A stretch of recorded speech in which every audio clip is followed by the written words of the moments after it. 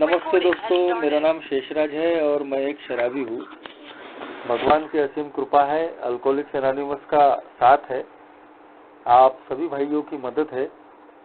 यही वजह है दोस्तों, आज भी मैंने शराब नहीं पी और एक अच्छी जिंदगी जीने की आज मैं कोशिश कर रहा हूँ।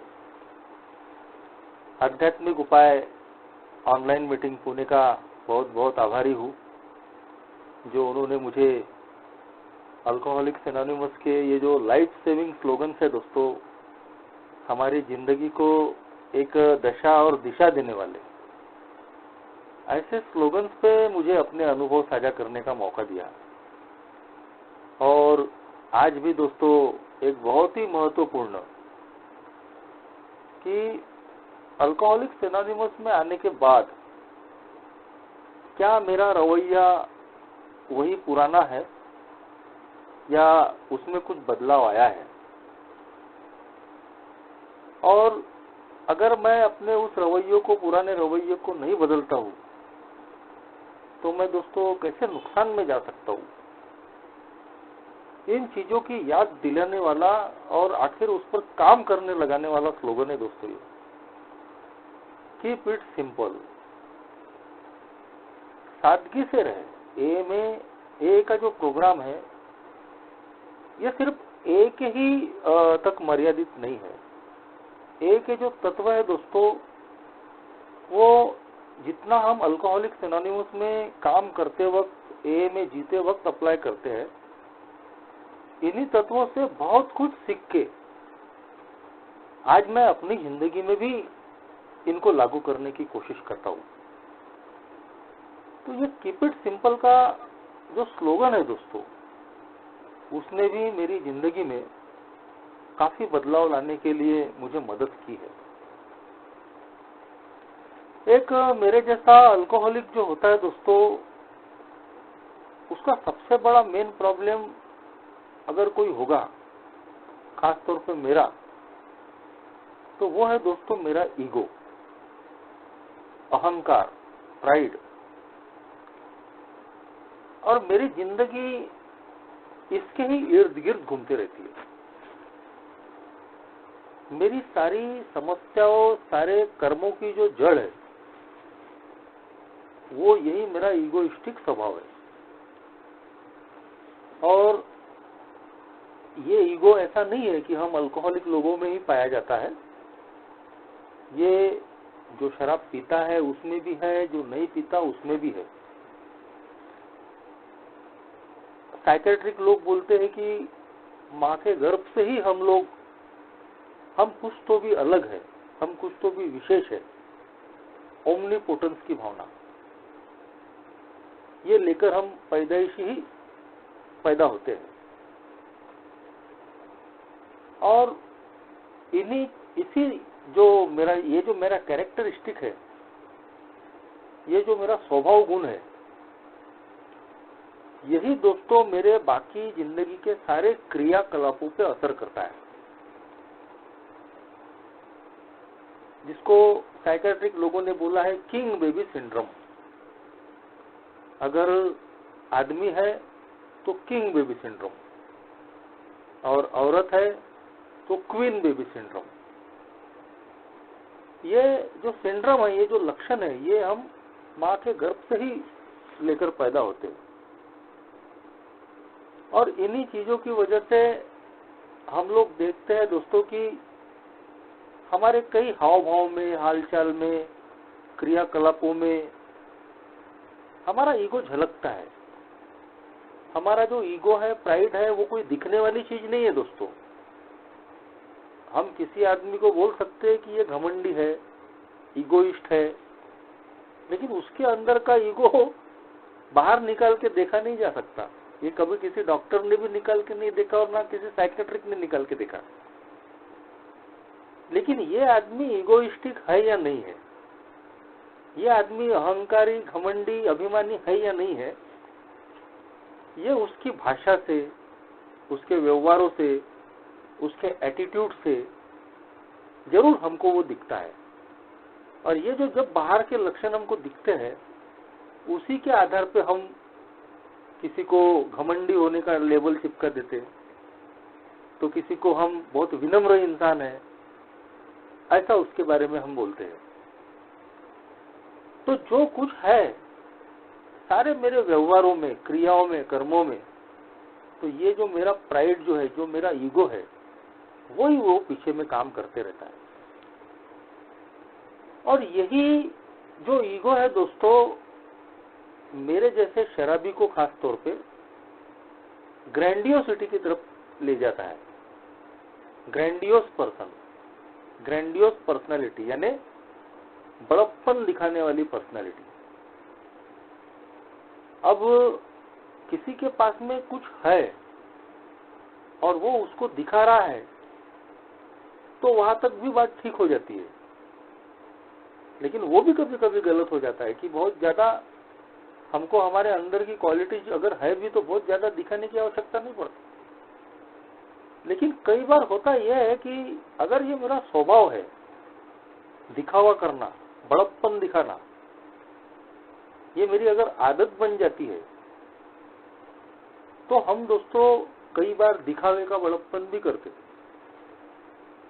यानी जिसको एक कहावत बोलते हैं कि दुकान फुटाने की, चना फुटाने को चना भी बोलते हैं, कि दुकान फुटाने की और शान बादशाह की। तो ये मेरा स्वभाव गुण है दोस्तों कि मैं अपनी जिंदगी में चीजों को सिंपल रखने के पक्ष में ही नहीं रहता। अपनी जिंदगी को सादगी से जीना मेरे बिल्कुल व्यवहार के विपरीत है। और उसके पीछे जैसा मैंने बताया कि ये जो मेरा किंग बेबी सिंड्रोम है, जो मेरा इगोइस्टिक नेचर है, प्राइडफुल, कि अपन तो कुछ विशेष है बॉस, बाकी लोगों से अलग है, एक बादशाह की सोच। और ऐसी सोच का आदमी कभी भी अपने आप को छोटा, कमतर ये नहीं दिखाना चाहेगा। तो इसलिए दोस्तों हम लोग हमेशा ये कोशिश करते हैं कि हम लोग लोगों की नजरों में कुछ बड़ा, कुछ ऊंचा दिखाई दे।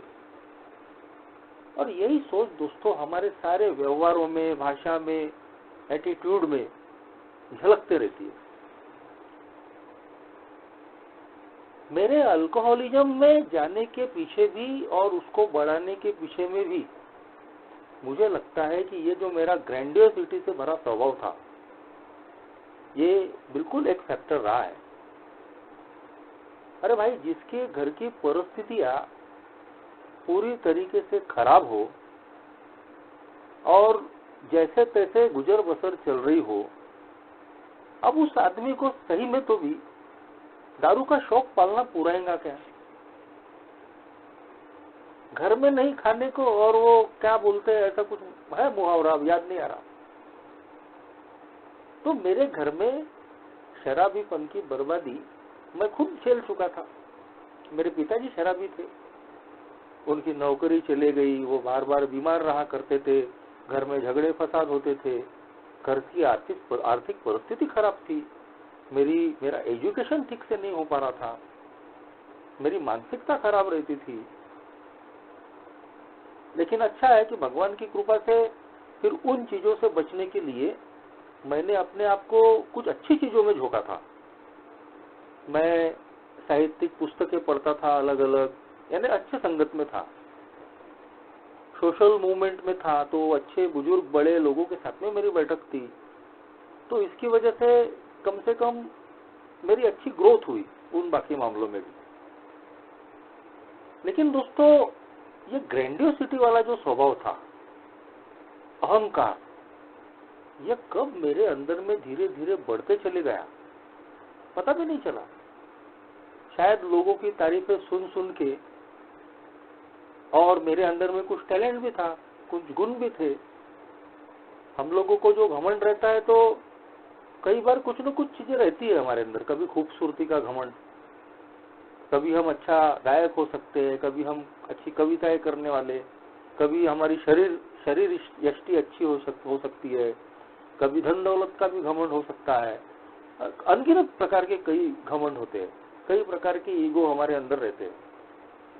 तो मैंने देखा कि जो बचपन से ही मैं तारीफें सुन रहा हूँ, देखो कितनी खराब परिस्थितियों में अच्छी पढ़ाई करता है, अच्छा एक्टिव है, अच्छे नंबर से पास होता, गाना भी गाता है, अच्छा सामाजिक क्षेत्र में भी अच्छा काम करता है। तो इन सारी चीजों ने दोस्तों मेरे अंदर में वो आई एम डिफरेंट वाली जो फीलिंग है वो पैदा कर दी थी। I am great. मैं अगर क्रिकेट टीम में हूँ तो वहां भी मैं कप्तान हूँ, कोई सोशल प्रोग्राम कर रहा हूँ तो वहां भी मैं उनका लीडर हूँ, और दोस्तों में भी मैं उनका सिरमौर हूँ। तो हर जगह मैं नंबर 1, हर जगह मैं टॉप। और शायद दोस्तों इन्हीं चीजों ने मेरे अंदर में वो हवा भर दी। जैसा घोड़े के कान में अगर हवा भर दी गई तो वो घोड़ा बिल्कुल उछलते रहता है, छलांग मारते रहता है। गाय का बछड़ा भी वैसा ही है। हम देखते हैं कि उसके कान में अगर हवा घुस गई तो फिर आसपास का कुछ दिखता ही नहीं, वो खेत है या क्या है, खलियान है, सबको कुचलना शुरू करता है वो। तो मेरा भी शायद ऐसा ही हुआ। अहंकार की हवा मेरे कानों में घुस गई कि मैं कुछ तो भी अलग हूँ, कुछ तो भी विशेष हूँ। लोग अपने से सलाह लेते हैं, लोग तारीफ करते हैं, तो फिर उसको मेंटेन भी करना पड़ेगा। अपनी जो एक इमेज बनी है तो फिर सारी जो जद्दोजहद उस इमेज को बरकरार रखने की होती है। फिर उसके लिए कुछ भी करना पड़े, क्योंकि एक बार आदमी टॉप पे चले गया तो वो वहां से गिरना नहीं चाहता, उस बात को सहन ही नहीं कर सकता, और फिर उसको मेंटेन करने के लिए फिर कुछ भी करने के लिए तैयार।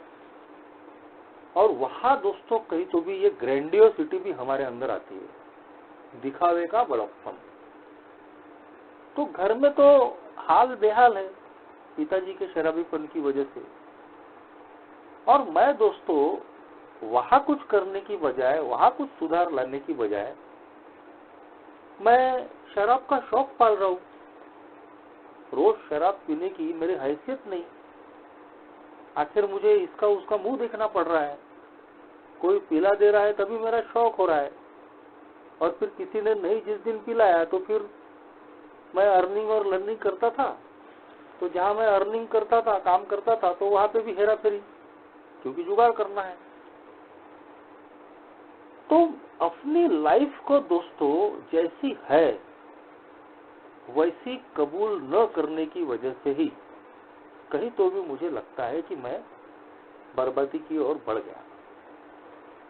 मैंने अपनी जिंदगी की वास्तविकता को कबूल किया होता तो शायद मैं शराब को नहीं चुनता, और बार बार फिर मैं शराब के पीछे ही नहीं भागता। जिंदगी को सरलता से लेना, जैसी जिंदगी है वैसी जीना मुझे नहीं आया दोस्तों। Keep it simple. भाई जैसी जिंदगी है, जैसी परिस्थिति है, उसी में रहना सीख ले।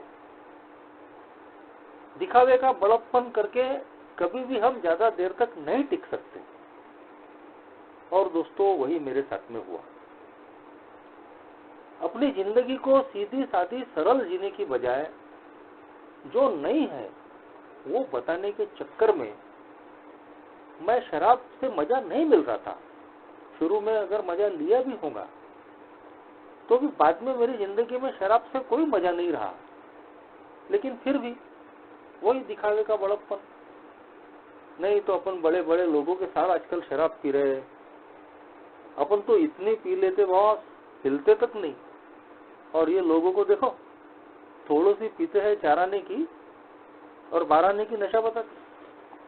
ये मेरे लोगों से सवाल थे जब लोग मेरे शराबीपन पे सवाल उठाते थे।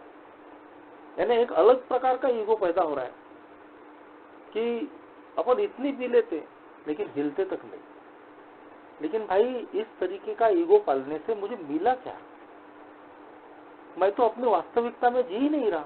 जैसी मेरी परिस्थिति है उसके हिसाब से मेरा जीवन ही नहीं चल रहा है। मैं वो बताने की कोशिश कर रहा हूँ कि जो असल में है ही नहीं, और आखिर उसका सारा नुकसान उठाना पड़ा। धीरे धीरे दोस्तों मैं शराबीपन का पूरी तरीके से आदी बन गया। काफी दिनों तक मैंने लोगों से ये सारी चीजें छुपाने की कोशिश की, लेकिन दोस्तों जो बोलते हैं कि ये चीजें छुपती नहीं है, सारी कलई एक दिन खुल जाती है। और इस तरीके से दोस्तों अपनी जिंदगी को सीधी सादी सरल जैसी है वैसी कबूल नहीं करने की वजह से, एक ग्रैंडियोस वातावरण अपनी जिंदगी में लाने की वजह से, मेरे दिखावे की बड़प्पन की वजह से आखिरकार मैं पूरा शराबीपन में फंस गया। और सारी जद्दोजहद यही रहती थी कि नहीं, अपना कुछ भी नहीं बिगड़ा, अपनी कुछ भी बर्बादी नहीं हुई, अपन बिल्कुल लिमिट में पीते, अरे मरते मरते बच रहे, मुंह के बल पे गिर रहे, अपमान हो रहा है। कई बार अपमानित हुआ मैं, कई बार मैं मुंह के बल पे गिर के 15-20 दिन मेरे चेहरे पे रुमाल बांध के रहता था मैं।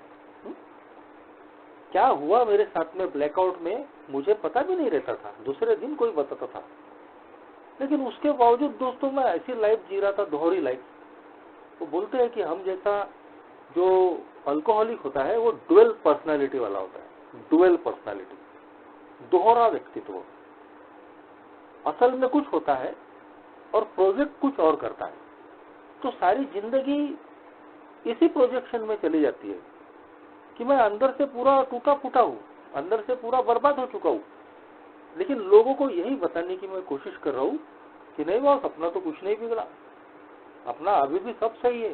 अरे दारू वारू से कोई समस्या नहीं है, दारू प्रॉब्लम नहीं है मेरा, तुमको क्या मालूम, मेरी जिंदगी में और कितने सारे प्रॉब्लम है। तो अपनी वास्तविकता से भागकर जीना। आखिरकार दोस्तों ये चीजें मेरे जैसे अल्कोहलिक को पूरी तरीके से बर्बाद करके रखती है। खैर, सब कुछ बर्बाद करके अल्कोहलिक्स एनोनिमस की मीटिंग में आया और यहाँ आने के बाद में धीरे धीरे धीरे धीरे दोस्तों इन ए के 12 कदमों ने, इस ए के प्रोग्राम ने मेरे घमंड पे चोट करना शुरू किया। मुझे अपनी वास्तविकता याद दिलाने की शुरुआत की। सारे 12 कदम हमारे ईगो डिप्लेशन के कदम बोलते हैं, यानी हमारे अहंकार का खच्चीकरण करने वाले, हमारे अहंकार की हवा निकालने वाले। पहले कदम से वो ईगो डिप्लेशन शुरू होता है जब हम पहले तो शराब के मामले में हार मानते हैं, कमजोरी स्वीकार करते हैं, अपनी बर्बादी हो गई बॉस, ये कबूल करना शुरू करते। वैसे ही धीरे धीरे दोस्तों हम जमीन पे आना शुरू होता है हमारा। और जैसे ही नशे से हम दूर होते हैं, धीरे धीरे दोस्तों हमारी आंखें खुलने लगती है और हमारी वास्तविकता हमारे सामने में आने लगती है। लेकिन दोस्तों ए के लिटरेचर में ही लिखा है कि जब हमको ऐसा लगता है कि नहीं, अब तो मैं विनम्र हो गया हूं, मेरा ईगो अब चला गया है, तो कहीं तो भी मैं उस वक्त धोखे में रहता हूं। क्योंकि ये जो मेरा अहंकार है दोस्तों, वो कभी ईगो मेरे से जाता नहीं है, वो नए नए रूप लेके आता है। और इसीलिए दोस्तों ए का प्रोग्राम शराब बंद होने के बाद प्रोफाउंड चेंज इन पर्सनैलिटी की बात करता है कि जब तक मेरे जैसा शराबी अपने आप को आमूलाग्र परिवर्तन अपने स्वभाव में, अपने कैरेक्टर में कि इस प्रक्रिया में नहीं डालता, अपने ईगो को डिफ्लेट नहीं करता इन 12 कदमों के माध्यम से, पुराने जो तौर तरीके हैं, पुराने जो व्यवहार है, उनमें अगर वो बदलाव लाने की कोशिश नहीं करता, तो दोस्तों उसकी पुरानी हरकतें जाने वाली नहीं है, वही स्वभाव रहेगा। तो उसी की झलक फिर हमको एक ही सोसाइटी में भी दिखने वाली है। और यही जो हमारा ग्रैंडियस जो स्वभाव है, दिखावे के बड़प्पन वाला, वो कब जाके हमको फिर किसी मुसीबत में डालेगा या फिर हमारा नुकसान करेगा, इसकी कोई गारंटी नहीं है। और इसीलिए दोस्तों अल्कोहलिक्स एनोनिमस में मेरे पहले आए हुए सदस्य अपने अनुभव से बताते हैं, कीप इट सिंपल। ए का प्रोग्राम बहुत ही सिंपल प्रोग्राम है, इसको कॉम्प्लिकेटेड मत करो। ए में बहुत ज्यादा बड़प्पन, बहुत ज्यादा दिखावा करने की आवश्यकता नहीं है।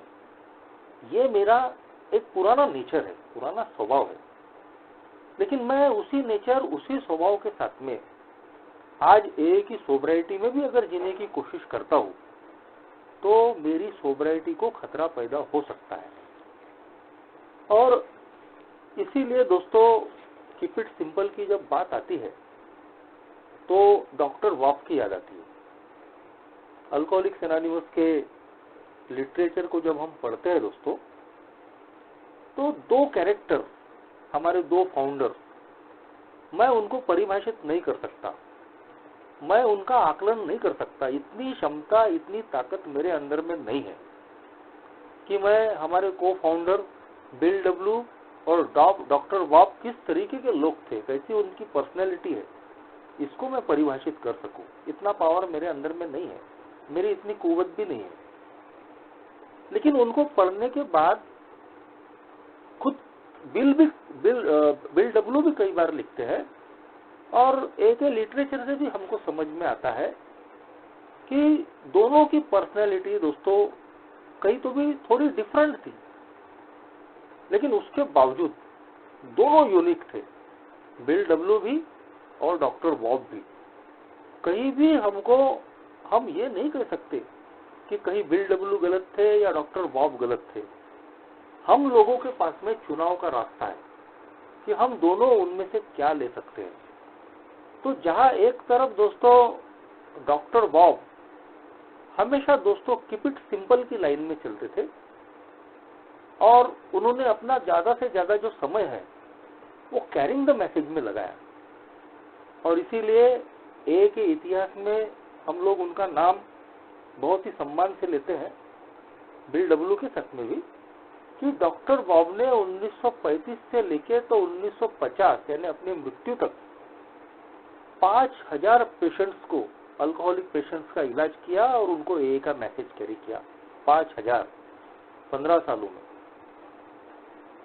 और दूसरी तरफ बिल डब्ल्यू, जिन्होंने कैरिंग द मैसेज तो किया ही किया, लेकिन उन्होंने आज जो अल्कोहलिक्स एनोनिमस का जो स्ट्रक्चर है, वो स्ट्रक्चर बनाने के ऊपर में जोर देके अल्कोहलिक्स एनोनिमस का भविष्य सुरक्षित करने की कोशिश की। दोनों का अपना काम करने का तरीका अलग अलग था, लेकिन कहीं भी ये नहीं बोला जा सकता कि एक सही और एक गलत था। एक को ऊंचा उठाने के लिए दूसरे को हम नीचा नहीं दिखा सकते। ये दो पर्सनैलिटी है जो हम लोगों में होती है, और हमको आज दोस्तों उनमें से क्या अच्छी चीजें हैं वो लेना हमारा आज मकसद हो सकता है। तो बिल डब्ल्यू खुद लिखते हैं दोस्तों कि डॉक्टर वॉफ इतने विनम्र थे, नेचुरली स्पिरिचुअल। बिल डब्ल्यू ने लिखा है एक हमसा पेज में, जब 1950 में डॉक्टर वॉफ की डेथ हुई और उनको यानी फेलोशिप को पता चल गया था कि वो कैंसर से पीड़ित है और ज्यादा दिन के मेहमान नहीं है, तो फेलोशिप के लोगों ने ऐसा विचार किया कि डॉक्टर वॉफ और उनकी पत्नी एने के नाम से हम कोई एक स्मरण पत्र बनाएंगे, मोन्यूमेंट बनाएंगे, और उनकी सहमति लेने के लिए कहीं तो भी बिल डब्ल्यू को उन्होंने आगे किया। लेकिन दोस्तों बिल डब्ल्यू जब डॉक्टर वॉफ को इस बारे में पूछने के लिए, सहमति लेने के लिए गए कि फेलोशिप के कुछ सदस्य चाहते हैं कि आपने ए में जो सेवा दी है, ए को मजबूत करने के लिए, आगे बढ़ाने के लिए जो इतना बड़ा काम डॉक्टर वॉफ ने और एने ने किया है, तो फेलोशिप चाहती है कि एक मोन्यूमेंट आपके नाम से बनाया जाए और वो आपको प्रदान किया जाए। दोस्तों डॉक्टर वॉफ ने बहुत ही विनम्रता के साथ बिल डब्ल्यू को बोला कि बिल, मुझे लगता है कि तुमने और मैंने बाकी के आम सदस्यों के जैसे ही मरना चाहिए। यानी कितना बड़ा सेक्रीफाइस, कितना बड़ा त्याग, कि किसी भी प्रकार का सम्मान डॉक्टर वॉफ ने ठुकरा दिया। और फिर बिल बाद में याद करते हैं कि 1950 में डॉक्टर वॉफ के मरने के बाद बिल डब्ल्यू जब उनकी कब्र पे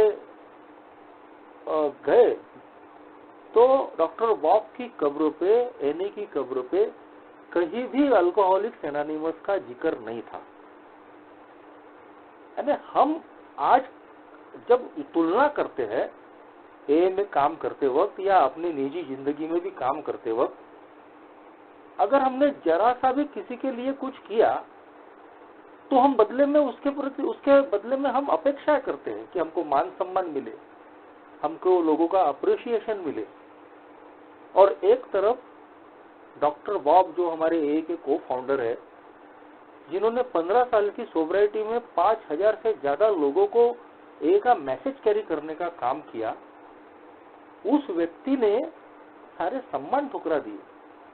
अपनी कब्र पे ये भी कभी उन्होंने नहीं लिखवाने की कोशिश की कि वो भी अल्कोहलिक्स एनोनिमस के संस्थापक थे, सह संस्थापक। तो डॉक्टर बॉब ने दोस्तों एक कीप इट सिंपल के जरिए से एक बहुत बड़ा मैसेज हमको देने की कोशिश की।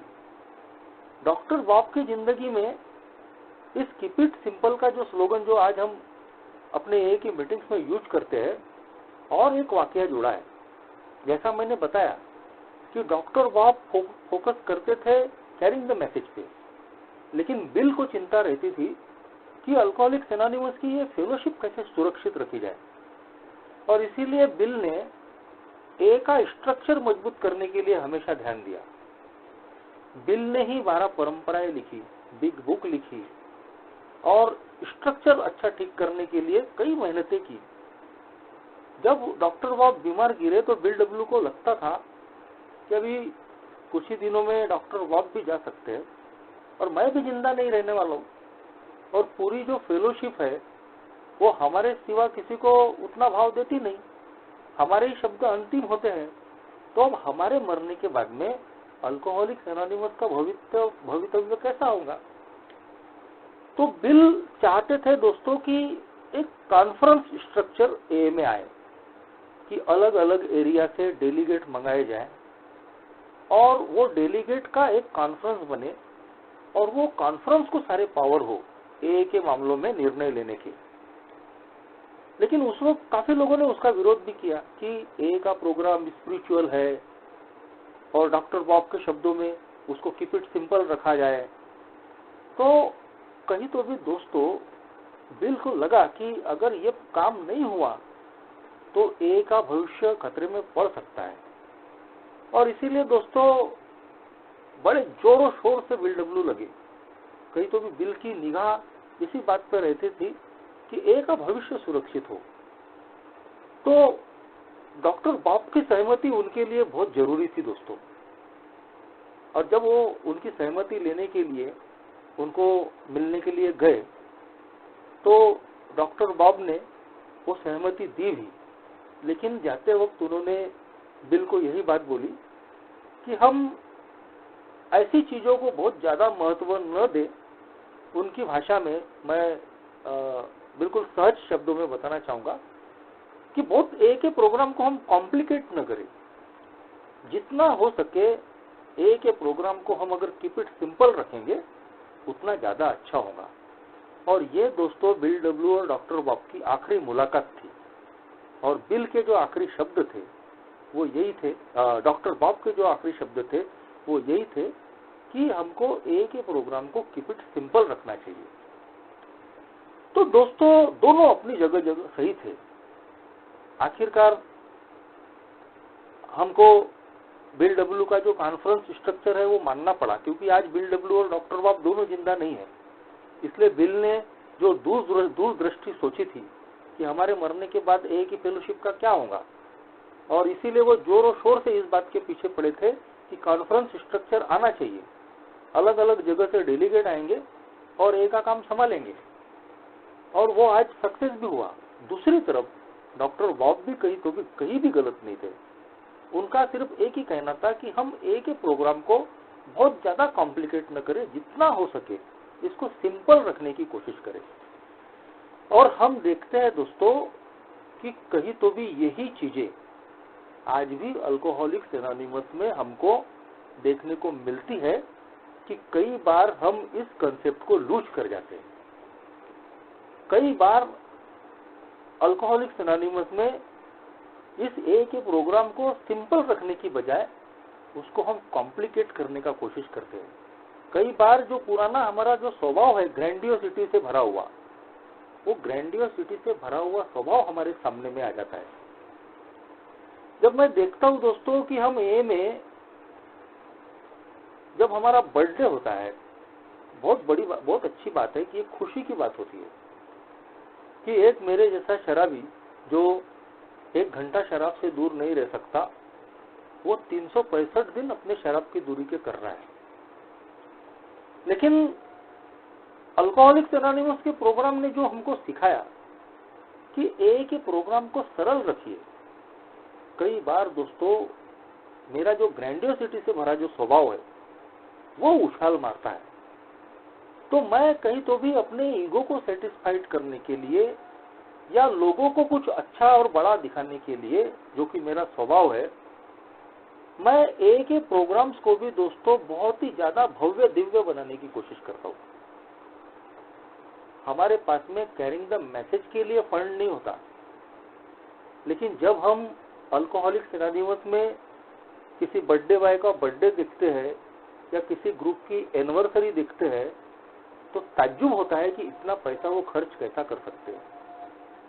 कई बर्थडे बॉय मैंने देखा है कि अपने बर्थडे के वक्त खाने पीने में 2-2, 3-3 हजार और 5-5 हजार खर्च कर डालेंगे। लेकिन जहां अल्कोहलिक्स एनोनिमस को कुछ वॉलंटरी कंट्रीब्यूशन देने की बात आती है, तो मैंने अपनी आंखों से देखा है कि 3,000, 2,000 खर्च करने वाला वही मेंबर ए को देने वाला जो पैकेट होता है उसमें 100 और 200 रुपए डालकर देता है। तो कहीं तो भी ये हमारे आत्म परीक्षण का मुद्दा बन जाता है कि क्या हम अपना जो पुराना जो ग्रैंडियोसिटी से, दिखावे के बड़प्पन से भरा हुआ जो स्वभाव है, उसी के साथ में जीना चाहते हैं, या वास्तविकता को कबूल करके हम कुछ नया सीखना चाहते हैं। अल्कोहलिक्स एनोनिमस में ग्रुपों की एनिवर्सरीज दिन ब दिन ऐसे बजट बढ़ते हुए मैंने अपने शहर में देखा, और बड़े फक्र से लोग बताते हैं कि हमने अपनी एनिवर्सरी में इस साल 80,000 रुपए खर्च किया। 80,000 रुपए एक ही एनिवर्सरी पे। भाई क्या फायदा मिला? लोगों ने खाना खा लिया और आपकी तारीफ कर ली, और आपका भव्य दिव्य आयोजन देख के जो लोग बाहर के नॉन अल्कोहलिक लोग आपने गेस्ट बुलाए थे या और भी लोग थे, उनको एक नए ए का दर्शन आपने करा दिया कि अल्कोहलिक्स एनोनिमस कोई गरीब संस्था नहीं है। अल्कोहलिक्स एनोनिमस तो रिच पीपल की संस्था है। ये जो हमने अपने दिखावे का बड़प्पन ए में दिखाया दोस्तों, इसके खामियाजे भी हमको कई बार भुगतने पड़े। अल्कोहलिक्स एनोनिमस के कई ग्रुप बंद हो गए। कई स्कूल के संचालकों ने, या जहां ए के ग्रुप शुरू होते हैं, चलते हैं, वहां के संचालकों ने हमारी ये जो भव्य दिव्यता जो है, दिखावे का जो बड़प्पन है, इसको ही देखते हुए सीधे हमसे किराया वसूल करने की बात शुरू कर दी। एक स्कूल ने सीधा बोल दिया कि भाई आप जब पहले आए थे तो आपके पास साइकिल भी नहीं थी, लेकिन अभी तो आप कार में आते हो और आप हर साल लोगों को बढ़िया बढ़िया खाना खिलाते हो, बहुत बड़ा कैटरिंग होता है, तो इसका मतलब है कि अभी आपकी आर्थिक स्थिति बहुत बढ़िया हो गई है। लेकिन हमारी स्कूल की स्थिति तो वैसी ही है, तो आज तो फर्ज बनता है आपका, आज आपकी स्थिति अच्छी हो गई तो आपने हमारे स्कूल पर ध्यान देना चाहिए। तो हमारे शहर में एक स्कूल की रजत जयंती समारोह था, शायद 25 साल या 50 साल पूरे होने वाले थे।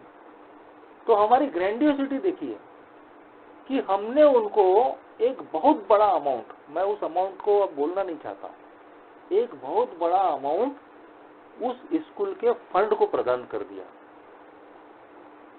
और उसके लिए उस ग्रुप के कई मेंबरों से उन्होंने जबरन पैसा उगाया। उन्होंने अपने मेंबरों के ऐसे स्तर बनाए कि भाई ये जो मेंबर्स है ये 500 देंगे, और उनसे ज्यादा अच्छी पोजीशन वाले 1000 देंगे, उनसे भी अच्छी पोजीशन वाले 2000 देंगे, और ऐसा करते करते तकरीबन मुझे लगता है अभी अमाउंट पक्का याद नहीं आ रहा है, लेकिन करीब करीब 25-50 हजार रुपए उन्होंने उस स्कूल को डोनेट किया। क्या दोस्तों हम अल्कोहलिक्स एनोनिमस का एक गलत और नया रूप हम नहीं दे रहे? अगर हमने अपने ए के प्रोग्राम्स में ग्रैंडियोसिटी नहीं दिखाई होती, ए की जो फेलोशिप है, ए की जो संस्था है दोस्तों, वो अपने को एक यूनिवर्सल पॉवर्टी के सिद्धांत के हिसाब से चलती है। हमने बाहर से पैसा इनकार किया क्योंकि हमको मालूम था कि अगर हमने बाहर से पैसा लेना शुरू किया तो आगे चल के हम अपने प्राथमिक उद्देश्यों से भटक जाएंगे, और जरूरत से ज्यादा पैसा अगर ए के ग्रुपों के पास, ए के पास जमा हो गया तो धन संपत्ति, मान सम्मान की समस्याएं हमारे अंदर में पैदा हो जाएंगी, और जरूरत से ज्यादा पैसा होने की वजह से फिर अब उसको खर्च कैसा करना, तो फिर चलो हम हॉस्पिटल बनाएंगे, हम रिहैबिलिटेशन सेंटर बनाएंगे, हम स्कूल खोलेंगे, और ये सारे प्रयोग हमने पहले करके देख चुके हैं। और इसीलिए गलतियों से सबक सीख के हमने 12 परंपराएं बनाई। उसी में ये 7वीं परंपरा हमने बनाई कि हम आउटसाइड कंट्रीब्यूशन नहीं लेंगे, यानी हम अपना खर्चा खुद चलाएंगे। किटी बॉक्स में जितना भी पैसा जमा होता है उसी में हम अपना काम चलाएंगे। लेकिन दोस्तों जब हम अपने बर्थडेज में, एनिवर्सरीज में इतना दिखावा हम अगर करेंगे, हजारों लाखों रुपए अगर हम खर्च करेंगे, तो हमारा जो ए का जो स्वरूप है कि हम एक गरीब संस्था है वो टूट जाएगा, और लोगों को लगेगा कि भाई नहीं, अब तो इनके पास में बहुत पैसा है। तो दूसरे एक ग्रुप ने सीधा कंडीशन रख दी, दूसरे एक स्कूल के संचालक ने सीधा कंडीशन रख दी कि भाई हमको 5,000 या 25,000 रुपए महीना आपने देना चाहिए। अब एक ही किटी में इतना पैसा ही जमा नहीं होता, वो भी हर मीटिंग में किटी जितनी भी आती है उसके बाद में चाय कॉफी में भी खर्चा होता है, और उसमें जो पैसा बचता है वो हम कैरिंग द मैसेज में उपयोग करते हैं। लेकिन हमने ये जो ग्रैंडियोसिटी, दिखावे का बड़प्पन जो दिखाया अपने बर्थडे सेलिब्रेशन के वक्त, एनिवर्सरीज के वक्त, बहुत ज्यादा डेकोरेटेड कर रहे हैं, बहुत ज्यादा खाना खिला रहे हैं, बढ़िया से बढ़िया कैटरिंग रख रहे हैं, हमारा बजट 1000 रुपए से शुरू होकर 1-1 लाख तक हमारा बजट जा रहा है, तो जो बाहर की दुनिया हमको देख रही है तो वो तो अलग निगाह से देखने ही वाली है। और फिर अगर उन्होंने हमको किराया मांगना शुरू किया, जबकि ज्यादातर ए के जो ग्रुप चलते हैं दोस्तों, तो वहां हम किराया नहीं देते।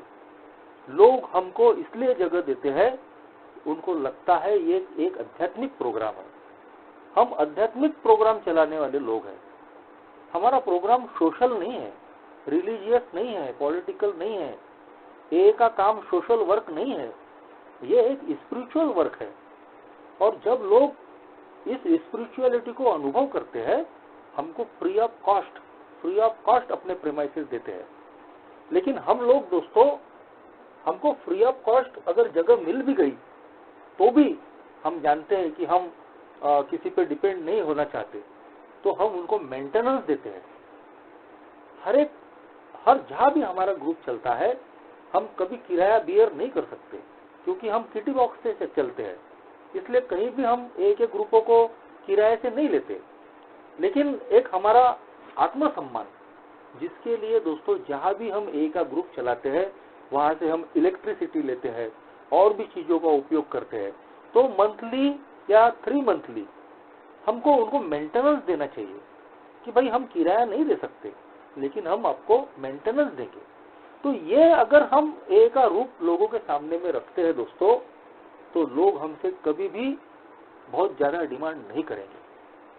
कई ए के ग्रुप दोस्तों हमारी इस ग्रैंडियोसिटी की वजह से बंद हुए, स्कूलों ने हमको परमिशन देना बंद कर दिया।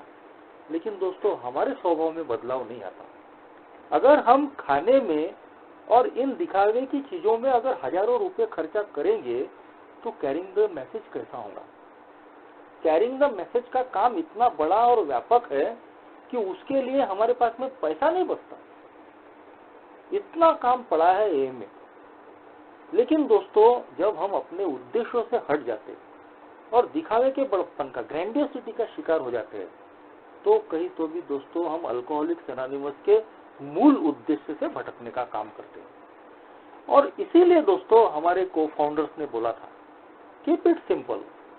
एक ही प्रोग्राम को कॉम्प्लिकेट मत करो, इसको सिंपल, जितना सिंपल हो सकता है उतना सिंपल रखने की कोशिश करो। लोग हमको इसलिए पसंद नहीं करते कि हम कितने इंटेलिजेंट है, क्या क्या हमारा सोशल स्टेटस है, कि ए में तो वकील भी आते हैं, डॉक्टर भी आते हैं, इंजीनियर भी आते हैं, फिल्मी कलाकार भी आते हैं, क्रिकेटर भी आते हैं। उनको देखकर बाहर की दुनिया इम्प्रेस नहीं होती दोस्तों। अगर उनको देखकर इम्प्रेस होना तो पैसों का अंबार हमारे पास लग जाता था। बाहर की दुनिया, press, media, medical science, doctor, psychiatric सब हमको इसलिए पसंद करते हैं क्योंकि हम दोस्तों, हमारा प्रोग्राम एक स्पिरिचुअल प्रोग्राम है। हम अपने आप को प्रोजेक्ट करना नहीं चाहते, हम किसी मेंबर को प्रोजेक्ट करना नहीं चाहते। हम हमारी जो व्यक्तिगत महत्वाकांक्षा है, हमारे अंदर जो मान सम्मान की भूख है, हम उसका सैक्रिफाइस करने के लिए तैयार है। इसलिए हमारा सम्मान होता है। जितना ए का सम्मान 12 कदमों की वजह से नहीं है, उतना ए का सम्मान 12 परंपराओं की वजह से है। और 12 परंपराएं दोस्तों कहीं तो भी मेरे जैसे शराबी को त्याग करने के लिए बोलती है, सैक्रिफाइस करने के लिए बोलती है। क्या सैक्रिफाइस करना है?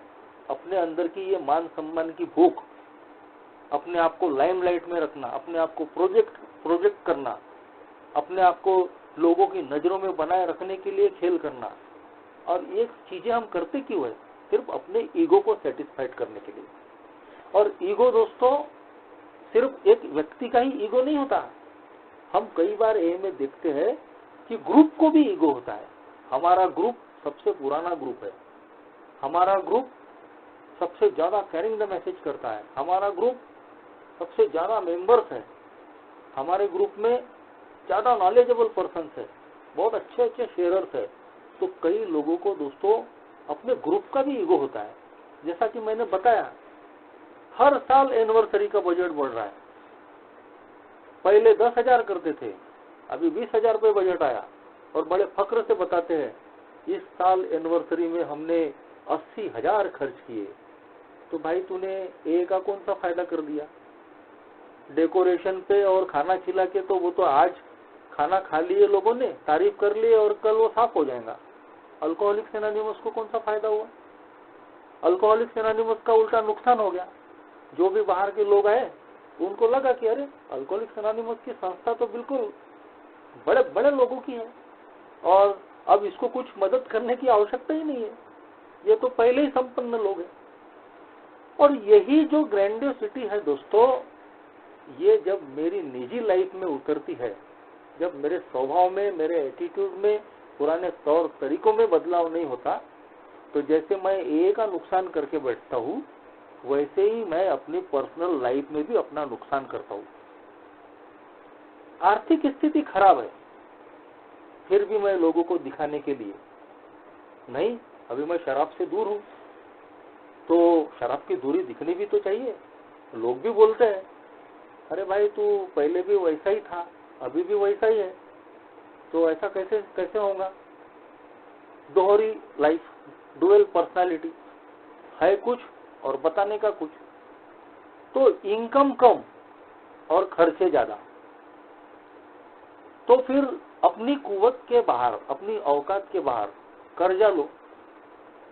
मराठी में बोलते हैं लोन घेऊन सिलोन जाने, यानी वो एक हमारे भारतीय परंपरा में एक ऋषि थे, चारवाक ऋषि। अब वो हजारों साल पहले की बात है। अलग अलग दर्शन शास्त्र है हमारे भारतीय अध्यात्म में। तो एक चारवाक ऋषि थे। वो चारवाक ऋषि बिल्कुल नास्तिक थे और वो बोलते थे कि कहीं कोई नरक है नहीं है, कहीं कोई स्वर्ग नहीं है, कहीं पाप और पुण्य नहीं है, उधार लेके घी पियो और बढ़िया जिंदगी जियो। तो एक ही चीज पकड़ लेते हैं हम लोग, हमारी जिंदगी में वो ग्रैंडियोसिटी उतर जाती है। कल का क्या भरोसा? अल्कोहलिक्स एनोनिमस ने सिखाया boss, one day at time, 24 hours living, आज के दिन जियो। अरे हाँ, तो भाई कर्जा लेके मौज करने के लिए इन्हें बोला, कि इधर इनकम का ठिकाना नहीं, और टीवी ले रहे ईएमआई पे, फ्रिज ले रहे ईएमआई पे, बच्चे का बर्थडे है, ये बड़ा बर्थडे, सबको गांव को बुलाएंगे, बढ़िया खाना खिलाएंगे, शादी है, अरे लड़की की शादी है, एक ही बार करनी पड़ती है, कर्जा ले लेंगे चलेगा, लेकिन करेंगे। और फिर जब दोस्तों सारे तरफ का कर्जा हो गया और जब देना नहीं आता, सब तरफ से जब आदमी घिर जाता है, तो फिर चले या तो दारू पिएंगे, नहीं तो आत्महत्या कर लेंगे। दोस्तों ये जो मैं बोल रहा हूँ ना, ये हवाई बातें नहीं है, ये अनुभव की बातें हैं। अल्कोहलिक्स एनोनिमस में मैंने ऐसे लोगों को देखा हूँ कि जिन्होंने ऐसी दोहरी लाइफ अपनी जी, अपनी वास्तविकता को स्वीकार नहीं किया, जितनी चादर है उसमें नहीं खेले। बोलते हैं ना, जितनी चादर है उतना ही पाँव फैलाओ। जरूरत से ज्यादा ग्रैंडियोसिटी के चक्कर में कर्जे में ऐसा डूब गए कि आखिरकार शराब नहीं तो आत्महत्या, इसके सिवा कोई रास्ता ही नहीं बचता। तो ये जो कीप इट सिंपल का जो स्लोगन है दोस्तों, ये अल्कोहलिक्स एनोनिमस में भी और मेरी अपनी निजी लाइफ में भी बहुत मायने रखता है। और दोस्तों भगवान की कृपा से अल्कोहलिक्स एनोनिमस के प्रोग्राम ने जो थोड़ा बहुत विजडम मुझे दिया, लगातार एक मीटिंग करने की वजह से, एक स्टेप्स करने की वजह से, स्पॉन्सर की मदद करने की वजह से, यह विजडम पहले नहीं था। यह इस प्रोग्राम की बदौलत, मेरे ईश्वर की बदौलत, यह सत्य दिव्य बुद्धि आई कि मैंने अपनी जिंदगी में ऐसे कुछ निर्णय लिए जिसकी वजह से दोस्तों मुझे नुकसान नहीं हुआ, मुझे फायदा हुआ, मैं अपनी हैप्पी लाइफ जी सका। दोस्तों 2007 में मैं आया और 2009 में मेरी शादी हुई। हालत बड़ी खराब थी, बहुत खराब हालत थी। मैंने बताया कि इनिशियल डेज में भी मेरी आर्थिक स्थिति बड़ी खराब रही, लेकिन लोगों का दबाव, और अपने को भी लगता है कि यार अभी शादी होनी चाहिए, कब तक कुंवारे बैठे रहेंगे, उम्र भी बढ़ते जा रही है, अपने बराबरी वालों की सबकी शादियां हो गई। तो जैसे तैसे 2 साल के बाद में एक जगह मेरा रिश्ता फिक्स हुआ, और ग्रेस ऑफ गॉड की ऐसी जगह फिक्स हुआ कि मेरे से वो कई गुना ज्यादा अच्छी आर्थिक स्थिति में थे, और मेरे हालत खराब थे। आर्थिक मेरी कमाई का भी कोई बराबर ठिकाना नहीं था, लेकिन उसके बावजूद चलो अब रिश्ता जुड़ गया है, शादी करना है। और मेरे जो मिसेस की, मेरी जो वाइफ है, उसके यहाँ वो पहली शादी थी, वो लोग 2 भाई और 2 बहनें, लेकिन मेरी जो मिसेस है वो यानी वो उनके घर की पहली शादी। तो जब बात हुई खर्चा करने की, तो उनकी जो कुव्वत थी मेरे से कई गुना ज्यादा थी, और मेरे कोई ठिकाने नहीं थे। मैं तो जैसे तैसे यार शादी हो जाए, और साला अपना ये जो समस्या है कि शादी नहीं हो पा रही, वो थोड़ा सा ये हो जाए। और मैं बीवी भी, सर्विस वाली बीवी देख रहा था कि कहीं तो भी मुझे सपोर्ट हो जाए। तो उस वक्त इनिशियल डेज में मेरी बीवी किसी प्राइवेट बैंक में कुछ 1000 रुपयों के पर काम कर रही थी, तो मैं उतने में खुश था। तो दोस्तों ये एक ग्रेस ऑफ गॉड रही कि मेरे अंदर भगवान ने इतना करेज दिया, साहस दिया। और जब बैठक हुई और खर्चे की बात हुई, तो मैंने साफ तौर पे उनको बोल दिया कि आपके घर की पहली शादी है, आपको जितना खर्चा करना चाहे आप कर सकते हो, लेकिन मेरा बजट इतना है और मैं इससे ऊपर खर्च नहीं कर सकता। क्योंकि दोस्तों मैंने ये बात समझ ली थी ये में आते आते कि कर्जे में मत जियो। अपनी औकात से, अपनी कुव्वत से ज्यादा, अपनी कमाई से ज्यादा अगर आपने कर्जा किया तो वो आपकी सोबराइटी के लिए घातक होगा। जरूरी नहीं कि आप शराबी पिएंगे, लेकिन कर्जा एक ऐसी चीज है जो मैंने अल्कोहलिज्म में भी झेला था कि आपका सुख चैन छीन लेता है।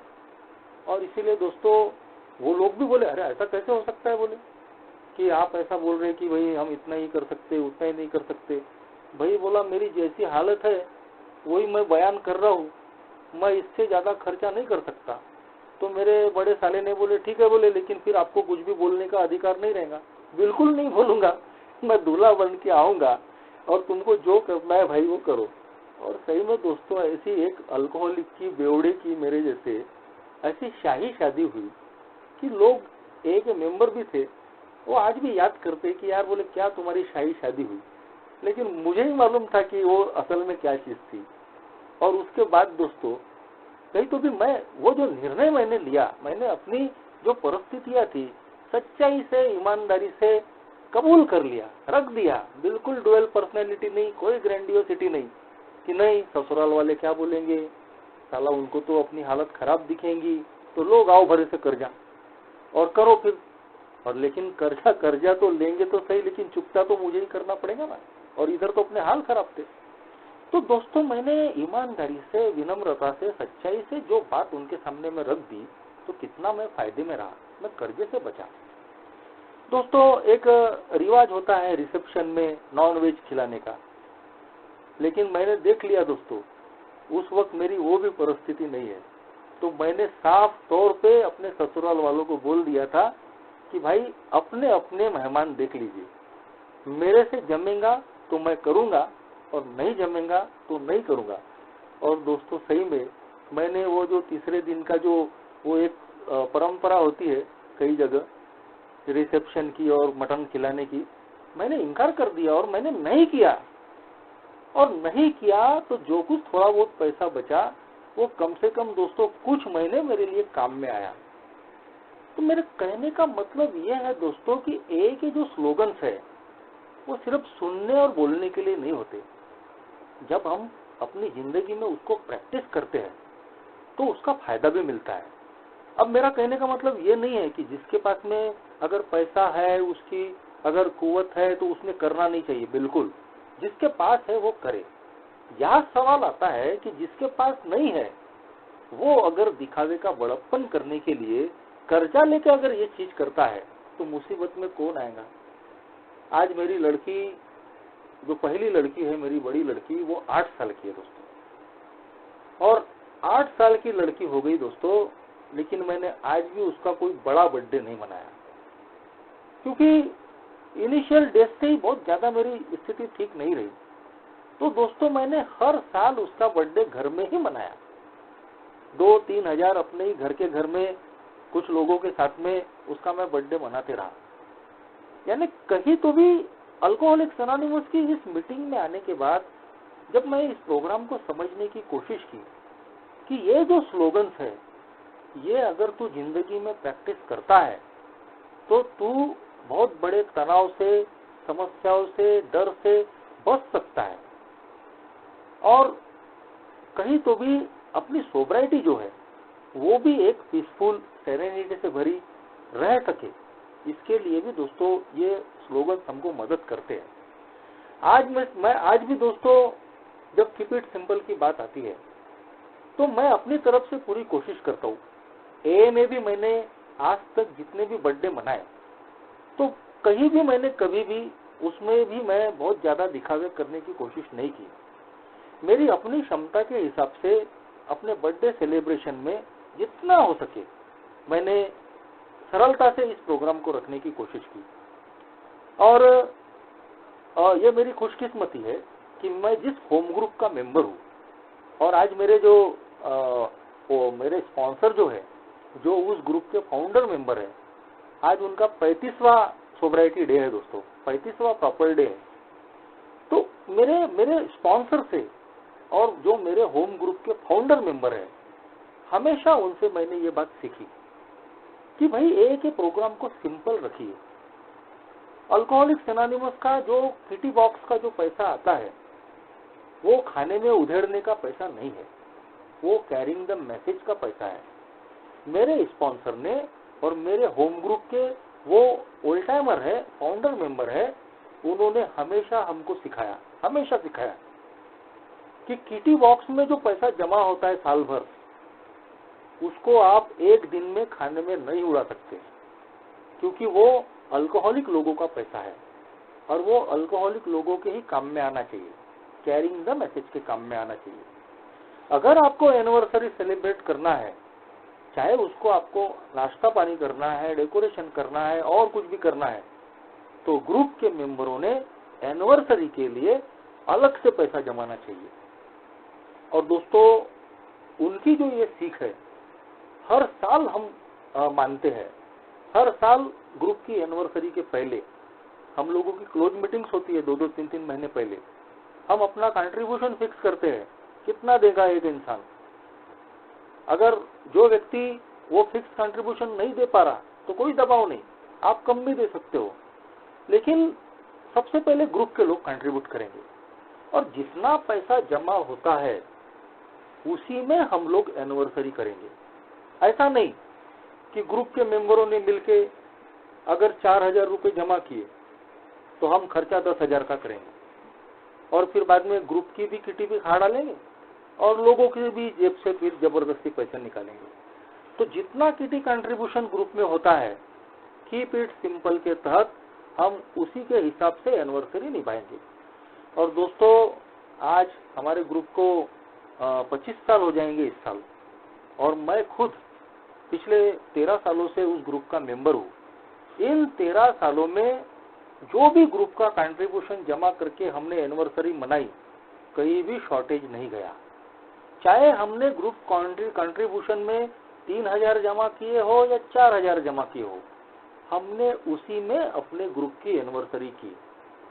अगर बजट चाय का और बिस्किट का है तो चाय और बिस्किट पे ही एनिवर्सरी की। अगर बिस्किट परमिशन देता है, परमिट करता है कि नहीं चाय के साथ में समोसा होना चाहिए, तो चाय के साथ में हमने समोसा भी रखा। और हमेशा मकसद रहा कि हम लोग जहाँ जगह ग्रुप चलाते हैं तो उस जगह के जो मालिक होते हैं, जो संचालक होते हैं, उनको एक गिफ्ट दिया जाए और उस संस्था को भी हम अपनी तरफ से मेंटेनेंस के तौर पे एक रकम दी जाए। तो ये परंपराएं दोस्तों हमने हमेशा निभाई है। अल्कोहलिक्स एनोनिमस के जो ओल्ड टाइमर्स है, हमारे को फाउंडर्स है, उन्होंने ही हमको ये सबक दिया है कि ए के प्रोग्राम को सिंपल रखिए, keep it simple. Alcoholics anonymous की जो इमेज है वो बाहर की दुनिया में ऐसी न जाए, ए के मामले में गलत तरीके से मैसेज कैरी न हो कि अल्कोहलिक्स एनोनिमस तो धनवान लोगों की संपत्ति है। हाँ, हमको अगर अपनी अगर धन दौलत, अपनी संपन्नता दिखानी है तो हम निजी प्रोग्राम कर सकते हैं। जैसा कई लोग इच्छा होती है कि भाई मेरा बर्थडे है तो मैं खाना खिलाना चाहता हूँ, ठीक है भाई, तू अपने घर में प्रोग्राम कर ले और 50 ए के मेंबरों को बुला के बढ़िया खाना खिला दे।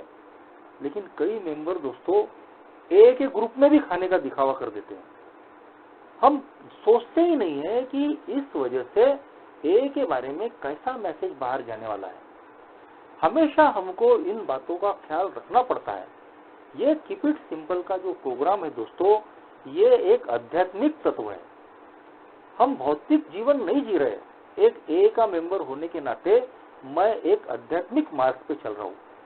अगर मैं सिर्फ भौतिक जिंदगी की बात करता हूँ तो उसमें सब जायज होता है, लेकिन एक ए का मेंबर होने के नाते कीप इट सिंपल का जो स्लोगन है, ये एक जीने का तरीका है दोस्तों, एक वे ऑफ लाइफ है कि मैं अपने पुराने तौर तरीके ही अपना रहा हूँ, ग्रैंडियोसिटी से अपने ईगो को सेटिस्फाइड करने वाले, या सही में मैं एक आध्यात्मिक प्रगति के रास्ते पे चल रहा हूँ, अपने आप में बदलाव लाने की कोशिश कर रहा हूँ।